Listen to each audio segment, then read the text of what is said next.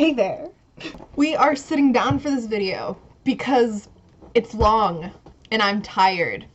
I don't feel like standing or getting up or standing or being awake.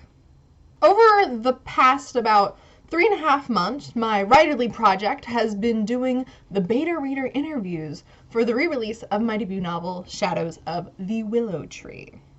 I vlogged some of it, and you can check it out in the cards or in the description below. A few of you seemed semi-interested about my beta reader process, so here we are. Oh, and in case you were wondering, I am home from college. This is fall break. On Monday, classes will resume until about mid-December. Then it will be winter break. Yay! Honestly, it can't come soon enough. I'm exhausted. Once winter break hits, then we will resume our once-a-week videos until the beginning of February. Then I go back to school. Now that that's established, let's get into the video. Oh, wait. Before we actually get into the video, I do want to say that my beta reader process is based off of Jenna MORECI's.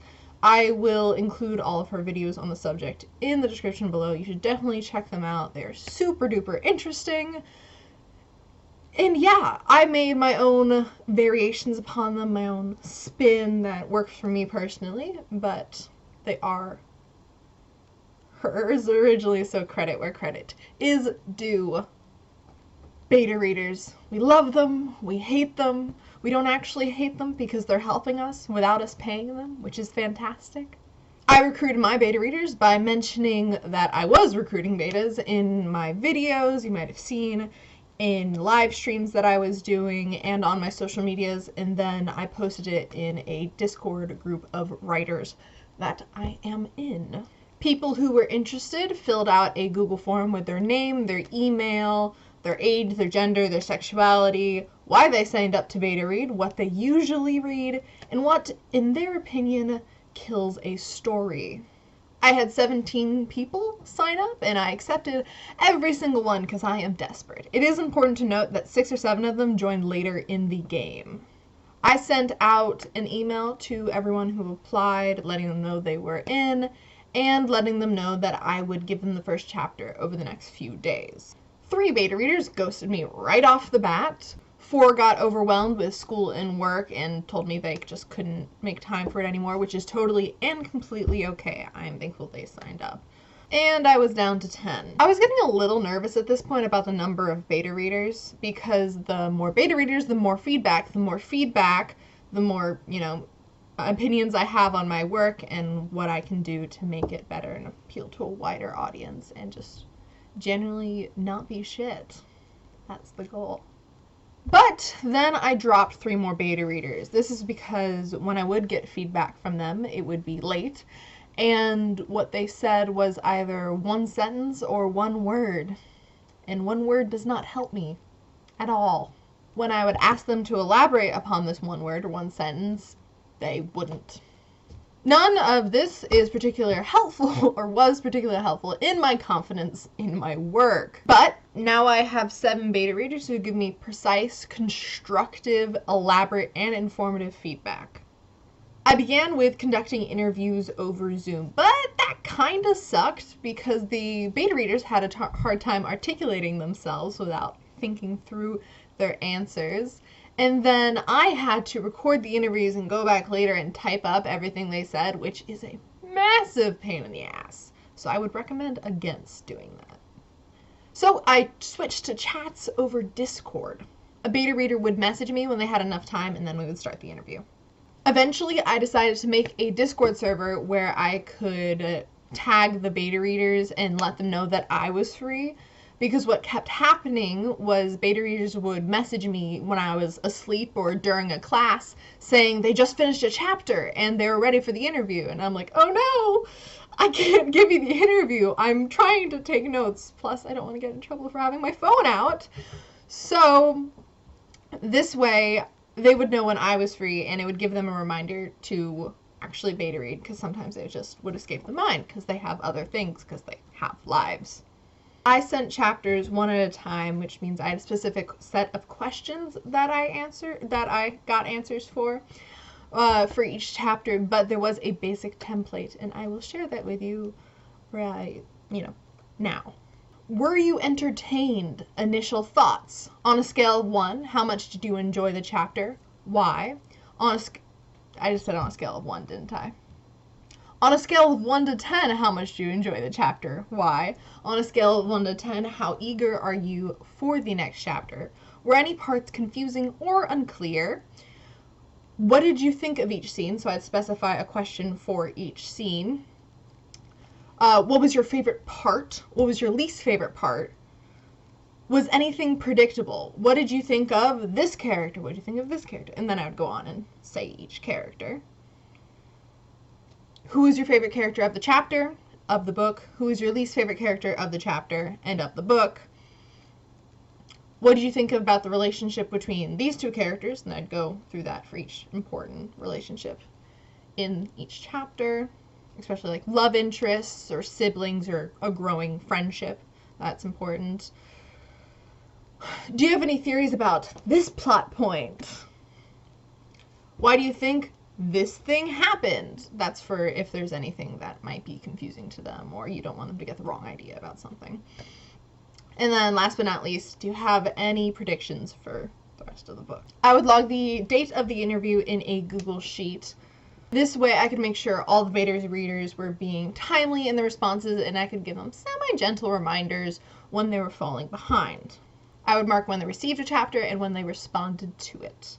I colored the chapters that took overtime in red just so I know that the person was late, to make sure it didn't develop into a pattern. For example, one beta reader, she kept falling behind, so I reached out to her and I was like, hey, is everything okay? And she's like, yeah, I just keep forgetting. So I was like, okay, cool. Would you like reminders? I can remind you on 3-day mark, the 5-day mark, and the 7-day mark. And she said yes, and from then she's been almost always on time. She just needed the extra reminder to do it. And I color a chapter purple if it was late, but the beta reader had a external reason such as migraines. A lot of my beta readers have migraines. I don't know why. Once they finish all 28 chapters, that's the chapter count at this point. It might go up because of the feedback I'm getting. I'm considering adding in like one more chapter or two, but we'll see. Once they finished all the chapters, then I asked a set of final questions. Imagine that in like an announcer voice where it's like the ding ding, final questions. You know, like boxing? Is that boxing? I think it's boxing. Yeah. Boxing. Here are the final questions. They might seem a little familiar. Were you entertained? Initial thoughts. On a scale of 1 to 10, how much did you enjoy the book? Why? What would have made it a 10 out of 10 in your opinion? On a scale of 1 to 10, how eager are you for the next book? What genre would you put this book in? What do you think the book's target audience is? Would you recommend this book to a friend? What part of the book was your favorite? What part of the book was your least favorite? Would you consider the story predictable? Was there anything that you wished had happened, not happen? And was there anything that happened that you wish it did not happen? If that makes sense. I know it's a little confusing right there. And then what books, movies, TV shows would you compare this book to? Someone said Avatar: The Last Airbender. I was confused, but I liked it. Because, you know, Avatar. And then final thoughts, which is just a space for them to say anything such as, I hate you, give me the next book now, curse your soul to hell, and other fun and delightful things. Now that the beta reader had finished the book, I print out all of their feedback, and yes, I mean all of it. And it is so... Oh, I just scared my cat. I'm sorry, Storm. So much. This is from the 2 that have finished. So much. But I'm happy about it. Thank you. Thank you. And then I go through them with highlighters. As you can see, I did here. I'm only giving you a brief look because spoilers. The highlighters are, of course, color-coded. Green for praise, pink for criticism, yellow for accurate predictions, purple for confusion, blue for what I want them to think, and orange for not what I want them to think. To explain the last two a little bit more, blue might be, oh my gosh, I love Ferrenz. I would both kill and die for him. And something in orange might be, Willow's like a super bitch. She is so pathetic. Luckily, no one has said that. Exactly. I'm joking, mostly. I also put a colored tab next to patterns of feedback that I have noticed. For example, if multiple beta readers don't like a scene or they're confused about why something happened, then I'll mark it down so I know to fix it. Okay, now we have caught up to what I've done so far, and we can go into what I'm planning on doing. After I go through all of the feedback, I'll put it on in a separate Google Doc or Word document, and I can go through and decide what I want to listen to, what I want to disregard. And then I fix my mistakes in the doc itself, and then I publish. Just kidding! Then I do it all over again. Yay!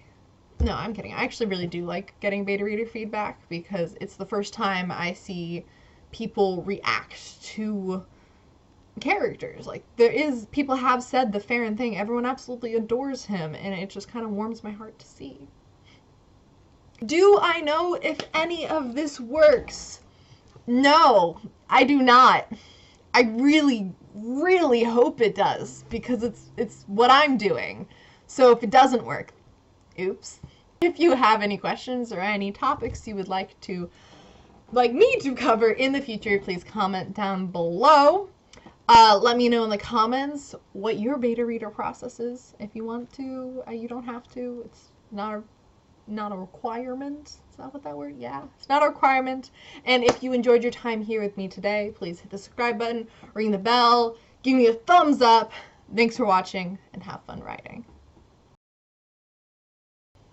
My room looks... Just don't ask me questions about what's in my room. I can't control the clouds on the ceilings. It was the crazy lady that lived here before us. Over there is the plot of book 3. I put the guitar there to show that I have skills. Can I play the guitar? Not well. Look at them all. That's not proper English. Now that the beta reader finished the book, I would print out all their because they had a hard time. Why did I say it like that? I have no shadows of the willow tree.